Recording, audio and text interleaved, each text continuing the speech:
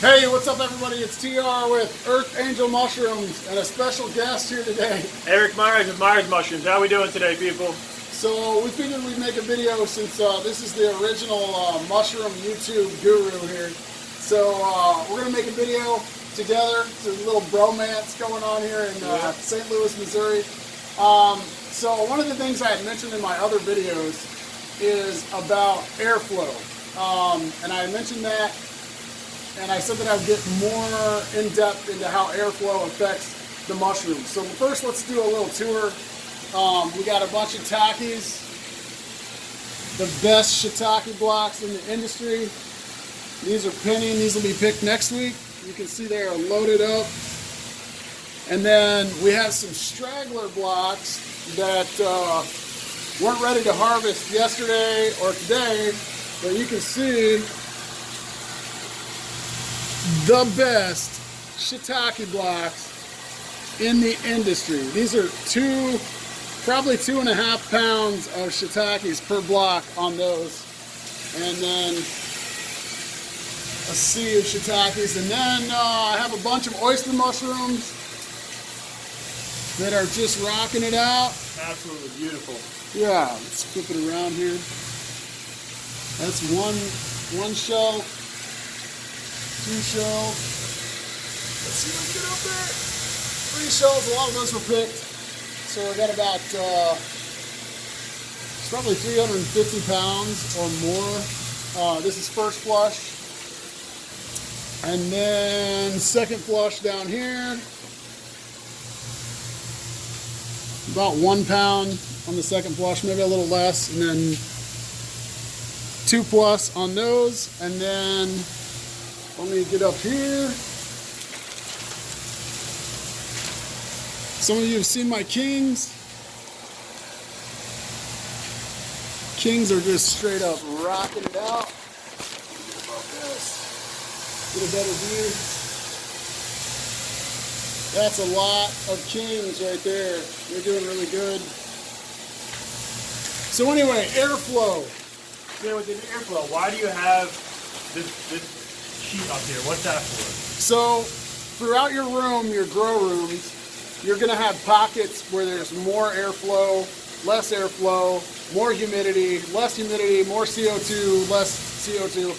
So it happens to be in the middle of my room, I have lots of air. So my ductwork, let's walk around so you can see the ductwork. So here's the trunk right there, and the ducts come in. And that's coming in from what? That's coming in from an outside unit. It's all outdoors. Okay. Anyway, let's go over here. So you can see my duct runs down the length of my room. And why do you have that, not just one big intake over here, or one big exhaust? Better airflow, more even airflow. Okay. So I have holes that are coming straight from the bottom, and they hit the floor. And then I have a few that are out the side and go towards the middle of the room. But most of the holes you can see, and my misters are in my ductwork, so my air is preconditioned with temperature and humidity before it exits the duct. That is the best way to do it. So anyway, we have a lot of air in certain parts of the room. So a lot of people confuse humidity and needing a certain amount of humidity. So let's say you've read in a million books that you need 90-some% humidity, or low 90s, So mid 90s. what are you at in here right now? It's high 90s. High 90s. Yeah, absolutely. Okay.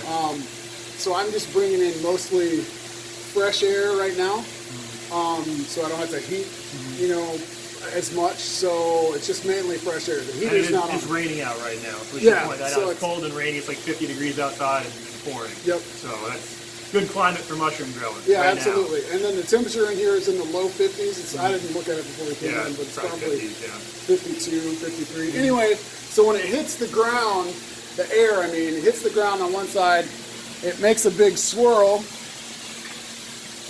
from the outside in here like this. Well, the more finicky the mushroom is, like kings, and I always put kings on this rack right here, even the airflow hitting them affects how they grow.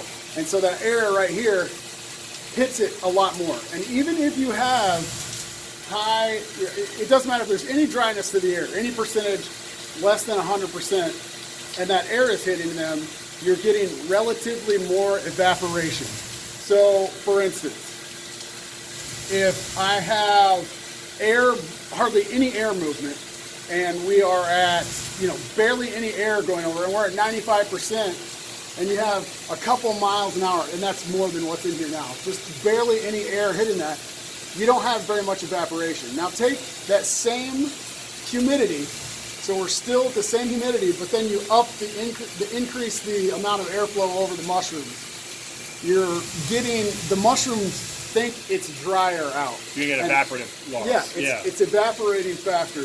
And kings will be the first ones to let you know if there's any airflow issues. Kings are the most difficult one that I grow.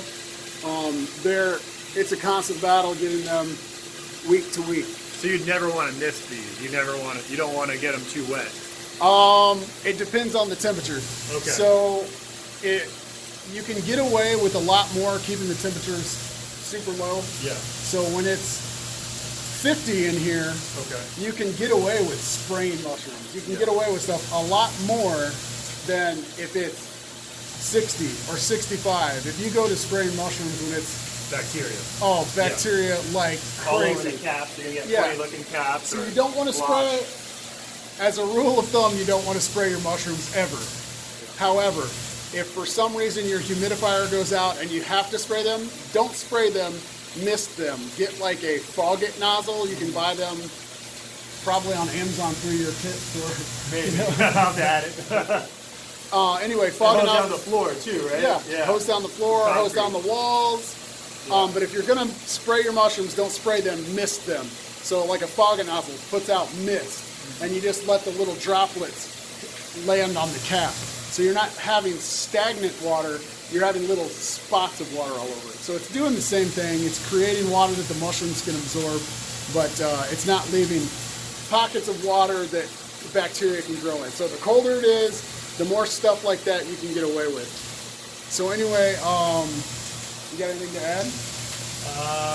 I can add that with the airflow and humidity, you want to space things out, and especially when you're trying to do a small grow or pack a lot into a small space, you're going to run into issues. So sometimes, rather than trying to cram more and reduce the spacing, it's better to leave it with some spacing and help with that air circulation in your shelves. Absolutely, and I'll add something by saying a lot of you guys are coming to mushroom growing because you grew plants. So anyone who's grown plants knows that if you cram them in, it ends up being detrimental. So the more you want to get as many as you can per square foot, same with mushrooms, but if you get them too close, then you have high pockets of CO2 or not the same airflow. So you want to have enough spacing. So you can see that I spaced my oysters out. So I have 2 bags, 2 10-pound bags, and then I have a space. Then I have 2 10-pound bags, and I have a space. And then it goes down to here as well. So then the air can go through there and dissipate the CO2. And part of that is how they put them on the shelf too, right? There's Absolutely. 2 at a time to reduce the movement. Yeah, absolutely. So anyway, that's our video. I hope you guys enjoyed it. Give us a thumbs up and subscribe to my channel, and we will talk to you later.